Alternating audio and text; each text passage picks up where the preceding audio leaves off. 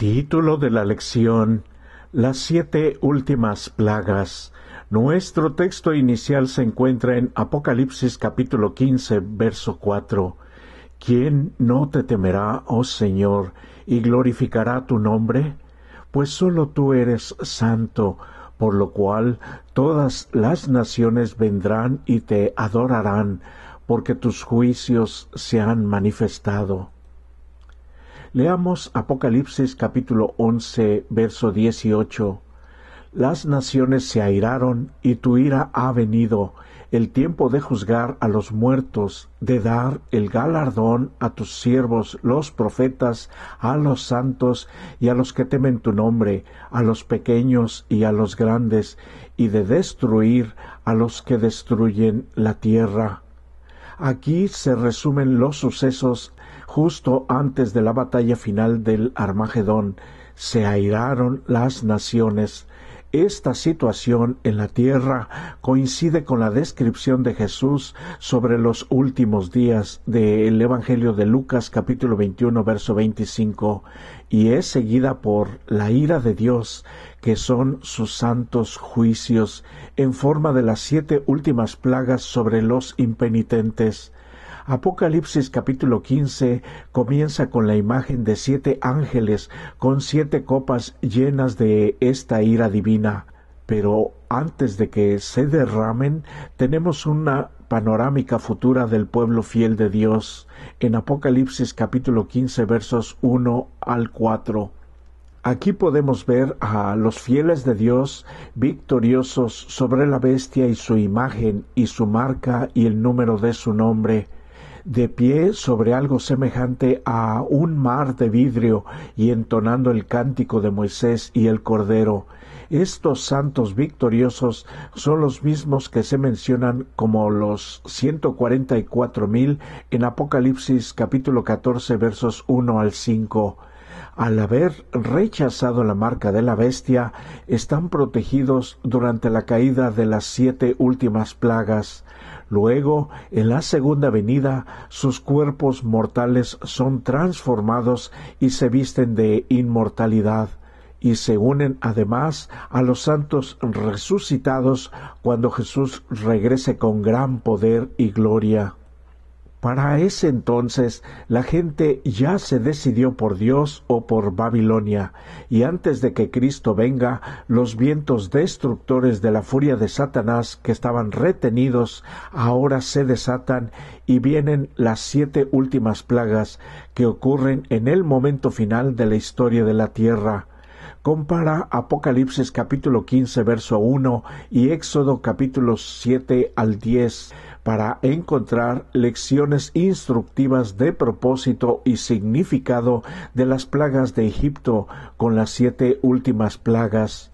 Nota además: las plagas de las 7 trompetas cubren el periodo histórico que abarca toda la edad cristiana y tienen un alcance limitado. Se ejecutan mientras todavía se predica el Evangelio y hay intercesión.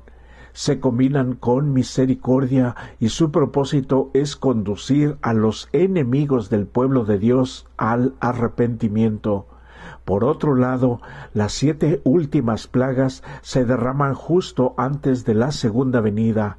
Se derraman sobre aquellos que, como el faraón, endurecieron su corazón contra el llamado de amor redentor de Dios y no quisieron arrepentirse. La ira divina es el justo juicio de Dios sobre las decisiones que tomó la gente, y los perdidos ahora cosechan las consecuencias de sus propias decisiones. Definitivamente la ira de Dios no es como la ira humana, es totalmente diferente, porque Él nos ama a todos, buenos y malos, pero algunos cosecharán las consecuencias de sus equivocadas decisiones. Si leemos Apocalipsis capítulo 15 versos 5 al 8, Éxodo capítulo 40 versos 34 y 35 y Primera de Reyes capítulo 8 versos 10 y 11, que sugiere la expresión «nadie podía entrar en el templo» sobre la hora de las 7 últimas plagas, La expresión nadie podía entrar en el templo señala el fin del tiempo de gracia, cuando el ministerio intercesor de Cristo en el cielo llegue a su final. La puerta de la oportunidad que ahora está abierta para arrepentirse se cerrará para siempre. Por consiguiente, las últimas plagas no conducirán a nadie al arrepentimiento, solo revelarán la dureza de corazón de quienes decidieron ponerse de parte de Babilonia, lo que los indujo a odiar aún más a Dios. Observa el mundo actual que te rodea. Las cosas solo irán de mal en peor. El hecho de que las plagas se hayan retrasado tanto tiempo nos dice que todavía hay gracia, misericordia y paciencia de parte de Dios, quizás por alguien que tú o yo aprecio, o por misericordia a mí. Cuando finalice la intercesión de Cristo en el santuario celestial, el destino de cada persona queda determinado para siempre. A quienes despreciaron el Evangelio llegará la hora de experimentar la ira de Dios en toda su plenitud, así como las plagas de Egipto afectaron a los egipcios en tanto que a los israelitas no los afectaron. Así también el pueblo de Dios será protegido durante este tiempo de angustia.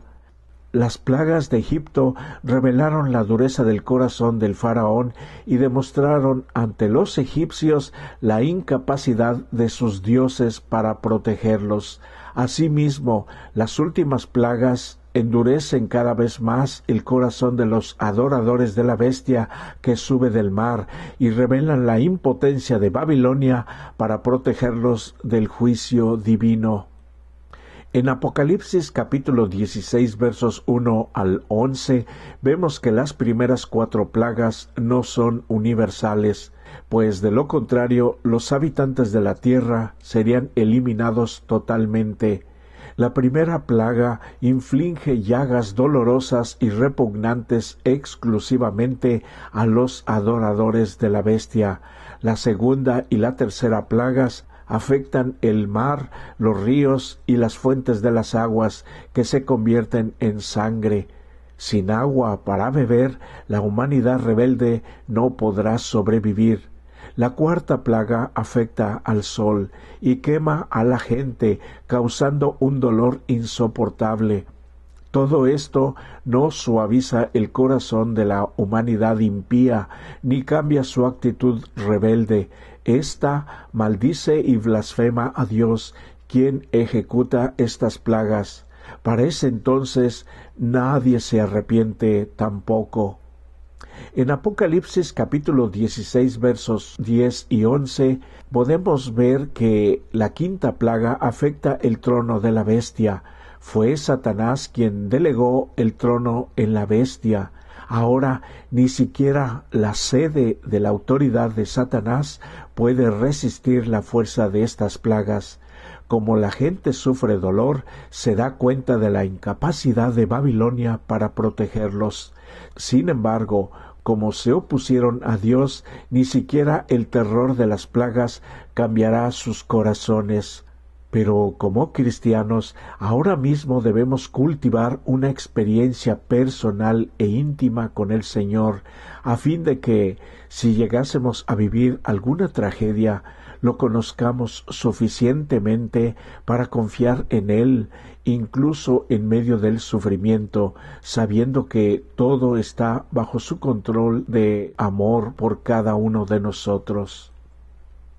En Apocalipsis capítulo 16 verso 12 y capítulo 17 versos 1 y 15, ¿qué significa el símbolo del río Éufrates? ¿Cuál es el significado del secamiento del Éufrates en el contexto de las 7 últimas plagas? En el Antiguo Testamento, el Éufrates era un medio fundamental de apoyo para los enemigos de Israel, Asiria y Babilonia. Este río fluía a través de Babilonia y era importante para la ciudad porque sustentaba los cultivos y proporcionaba agua para la gente. Babilonia no podía sobrevivir sin el Éufrates. Apocalipsis capítulo 17 verso 1 describe a la Babilonia del tiempo del fin asentada sobre muchas aguas, quizás como una referencia al Éufrates. Las aguas en las que se sienta Babilonia en el tiempo del fin representan a la gente que la apoya, los poderes civiles, seculares y políticos en el ámbito mundial detrás de este sistema. Sin embargo, estos poderes finalmente le retirarán su apoyo. La escena de la sexta plaga refleja la captura de la antigua Babilonia por parte de Ciro el persa. Según el antiguo historiador Heródoto, la noche en que el rey Belsasar y sus oficiales celebraban una fiesta, los persas desviaron el río Éufrates y entraron en Babilonia por el lecho del río, tomando por sorpresa a todos los habitantes de la ciudad. El secamiento simbólico del Éufrates en Apocalipsis capítulo 16 verso 12 ocasiona el colapso, la total caída de la Babilonia del tiempo del fin.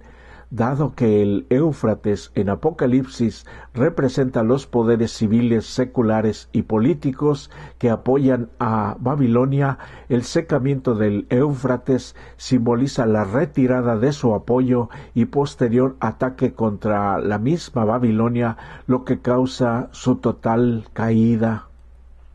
A medida que los habitantes del mundo presencien la agitación de la naturaleza, recurren a Babilonia para protegerse. Sin embargo, cuando la quinta plaga ataca la sede de la autoridad de Babilonia, ven la inutilidad de buscar ayuda allí. Al sentirse engañados, se vuelven en contra de Babilonia, lo que causa su caída. Sin embargo, como hemos visto, su corazón sigue endurecido contra Dios y su pueblo. Por consiguiente, se convierten en terreno fértil para el engaño final, mediante el cual Satanás inducirá al mundo a unirse en una guerra contra el pueblo fiel de Dios para exterminarlo, para borrarlo de la faz de la tierra. Es muy arriesgado depositar nuestra confianza en los seres humanos y en las instituciones humanas. Piénsalo bien desde ahora. Guíate solo en Dios y en su santa palabra, la Biblia. Apocalipsis capítulo 16 verso 12 nos dice que el propósito del secamiento del Éufrates es preparar el camino para los reyes del Oriente. En el Antiguo Testamento, los reyes del Oriente eran Ciro y sus fuerzas que venían del norte y luego se dirigieron a Babilonia desde el este. Su conquista de Babilonia posibilitó el regreso del pueblo de Dios a su patria.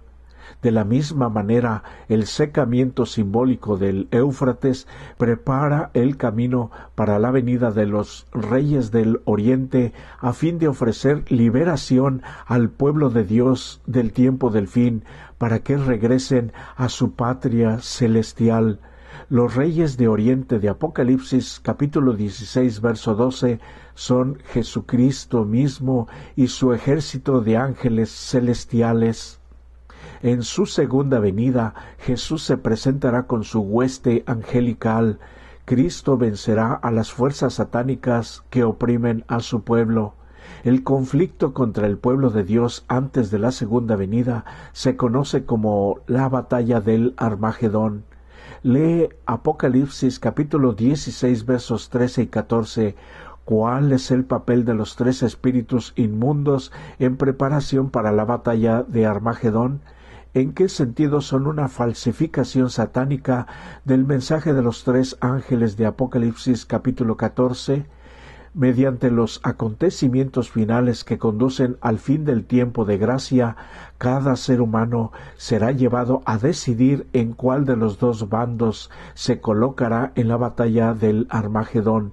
No hay un terreno neutral. O estamos a favor o estamos en contra de Dios. Como preludio de esta guerra espiritual, Juan ve a tres espíritus demoníacos semejantes a ranas. Este último intento de Satanás de engañar involucra a espíritus demoníacos y mentirosos. El dragón, el paganismo y el espiritismo, la bestia que sube del mar, el catolicismo romano y el falso profeta, el protestantismo apóstata, se unen todos bajo las órdenes de Satanás. Él mismo, el diablo, les permite realizar señales milagrosas con ayudas del espiritismo que apuntan a las actividades de la bestia semejante a un cordero. Las señales milagrosas son parte de la estrategia engañosa de Satanás para persuadir al mundo de seguirlo a él en vez de al Dios verdadero. Cegados por su odio hacia Dios y su verdad, los líderes del mundo creen fácilmente en las mentiras de Satanás, que están envueltas en un atractivo disfraz religioso. Por último, se unirán en la batalla final que conduce al fin de este mundo. En Apocalipsis capítulo 16, verso 16, relata el éxito increíble del engaño de Satanás para llevar a la mayoría de los habitantes del mundo al Armagedón. Los engañosos milagros demoníacos tendrán éxito en el ámbito mundial. Al haber rechazado las enseñanzas bíblicas, la gente creerá una mentira que irá acompañada de milagros engañosos. Se unirán en propósito, simbolizado por una reunión en un lugar que en hebreo se llama Armagedón y significa el monte de Megiddo. Megiddo no era un monte, sino una ciudad fortificada ubicada en el valle de Jezreel, o la llanura de Esdrelón, al pie de la cadena montañosa del Carmelo, y era un sitio estratégico importante. La llanura de Esdrelón era famosa por las tantas batallas decisivas en la historia de Israel. Apocalipsis utiliza este contexto histórico para describir un gran conflicto final llamado Armagedón entre Cristo y las fuerzas del mal. Se representa a los habitantes del mundo como un ejército unificado bajo el liderazgo de la unión de toda la liga satánica. El monte de Megiddo es una posible alusión al monte Carmelo, que se yergue sobre el valle de la antigua ciudad de Megiddo. El monte Carmelo fue el sitio de una de las confrontaciones espirituales más importantes de la historia de Israel entre el profeta del Dios verdadero, Elías, y los falsos profetas de Baal.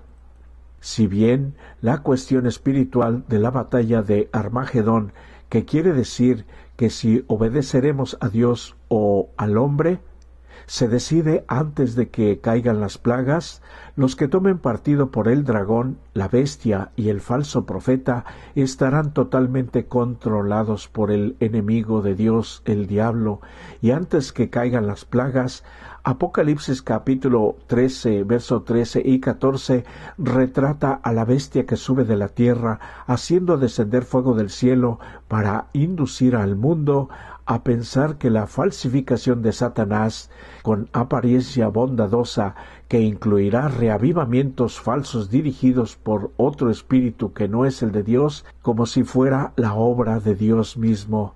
Armagedón no es una batalla militar entre naciones que se librará en algún lugar del Medio Oriente, sino una pugna, una lucha, una guerra espiritual en el ámbito global en la que Cristo confrontará decididamente a los poderes de las tinieblas. El resultado será similar al de Elías en el Monte Carmelo, pero a escala mundial, en el que Dios triunfará de una vez por todas sobre todas las fuerzas de las tinieblas. Muchos han observado la agitación política y militar en el Medio Oriente durante años como señales del fin y del Armagedón. A pesar de las muchas predicciones y fechas que se pusieron, el Armagedón, según se lo imaginaron, no ha llegado. Debemos cuidarnos de seguir errores similares con respecto a lo que otras personas interpretan, no importa lo bien intencionadas, como el cumplimiento de la profecía bíblica, porque además estos mismos no se apoyan en la palabra de Dios, ni obedecen a Dios ni a sus mandatos divinos, los 10 mandamientos completos. Recordemos que serán engañados, si fuere posible, aún a los escogidos. Hoy es el tiempo de prepararnos, mañana podría ser demasiado tarde. Solo los que hayan fortalecido su mente con las verdades de la Biblia podrán resistir en el último gran conflicto. Toda alma ha de pasar por la prueba decisiva. ¿Obedeceré a Dios antes que a los hombres? Vendrá el tiempo cuando no sufrirán la sana doctrina. Ese tiempo ha llegado ya plenamente, lo estamos viviendo hoy, y precisamente hoy es tiempo ya de una preparación seria. Las multitudes rebeldes no quieren la verdad bíblica porque ésta interfiere con sus intereses económicos, sociales, quizás familiares, y además los deseos de su corazón son rebeldes, pecaminosos y mundanales. Pero Dios tendrá un pueblo en la tierra que sostendrá la Biblia, y la Biblia sola, como regla fija de todas las doctrinas y base de todas las reformas espirituales. ¿Soy acaso yo uno de los fieles que obedecen todos sus mandamientos ya desde ahora? Ni las opiniones de los sabios, ni las deducciones de la ciencia, ni los credos o las decisiones de concilios ecuménicos tan numerosos como se encuentran hoy y además tan discordantes como lo son las iglesias que representan, ni la voz de las mayorías, nada de eso, ni en conjunto ni en parte, debe ser considerado como evidencia a favor o en contra de cualquier punto de fe religiosa. Antes de aceptar cualquier doctrina o precepto, debemos exigir un categórico «Así dice Jehová», y lo tenemos que confirmar por nosotros mismos con nuestros ojos sobre la misma palabra de Dios, la Biblia. El acto que coronará el gran drama del engaño será que el mismo diablo, Satanás mismo, personalmente se hará pasar por Cristo. El gran engañador simulará que Cristo ha regresado del cielo. Lo que sigue es vital, nunca lo olvide, por favor. En varias partes de la tierra, Satanás se aparecerá, se manifestará a los hombres como un ser majestuoso, de un brillo deslumbrador, parecido a la descripción que del Hijo de Dios da el apóstol Juan en Apocalipsis. La gloria que lo rodee superará cuanto hayan visto los ojos mortales. El grito de triunfo repercutirá por el aire. Cristo se ha aparecido, Cristo ha venido, Cristo ha venido. La gente se postrará en adoración ante Él, y este enemigo de Dios, en tono amable y compasivo, pronuncia algunas de las mismas verdades celestiales y llenas de gracia que pronunciaba nuestro querido Salvador. Además, cura las enfermedades de la gente y luego, en su fingido carácter de Cristo amoroso, asegura haber cambiado el sábado al domingo y manda a todos que santifiquen el día que Él ha bendecido, el venerable día del sol, el domingo. Con esta declaración se desenmascarará Satanás a la vista de los que estudiaron y obedecieron en sus vidas los 10 mandamientos de Dios, además de que Jesús no aparecerá pisando el suelo, sino que vendrá en las nubes con todos sus ángeles, y ahí nos reuniremos con Él. Ahora Satanás se envalentona y declara descaradamente ante todos los rebeldes a Dios que aquellos que persisten en santificar el sagrado sábado, el séptimo día semanal, blasfeman su nombre, porque se niegan a oír a sus embajadores malvados, sus ángeles que aparentan bondad, quienes les fueron enviados con luz y verdad falsificadas, pero la única manera de darse cuenta es compararla con la Biblia. Es el engaño más poderoso y resulta casi irresistible. Jesús nos lo advierte por eso desde hoy, estar sobrios, velando y alertas. En Apocalipsis capítulo 16, junto con la descripción de la preparación para la batalla final del Armagedón, es muy importante la apelación de Cristo a la iglesia de la Odisea, especialmente a los que vivimos ahora en este tiempo que debe ser de preparación para la batalla final. Este mensaje se aplica tanto a ti como a mí personalmente. Las vestiduras blancas de Apocalipsis simbolizan la justicia de Cristo. Como ya vimos anteriormente, sólo los que visten la túnica de la justicia de Cristo, la justificación por la fe, podrán mantenerse firmes en la crisis final y serán protegidos de todo engaño satánico. ¿Cómo es que las vestiduras quedan blancas y limpias en la sangre del Cordero? Vea, por favor, el video El método divino para la salvación de la raza humana de este mismo canal, y aquí mismo le dejo el enlace. Por eso hoy es un nuevo día de oportunidad de acercarnos más y más al corazón de Dios a través de su bendita palabra, la Biblia, con la guía maravillosa de el Santo Espíritu, que nos llevará a conocer más y más a nuestro querido Salvador Jesucristo, nuestro libertador, quien murió por cada uno de nosotros, pero especialmente por ti y por mí, y ruego a Dios que sea Él quien te bendiga.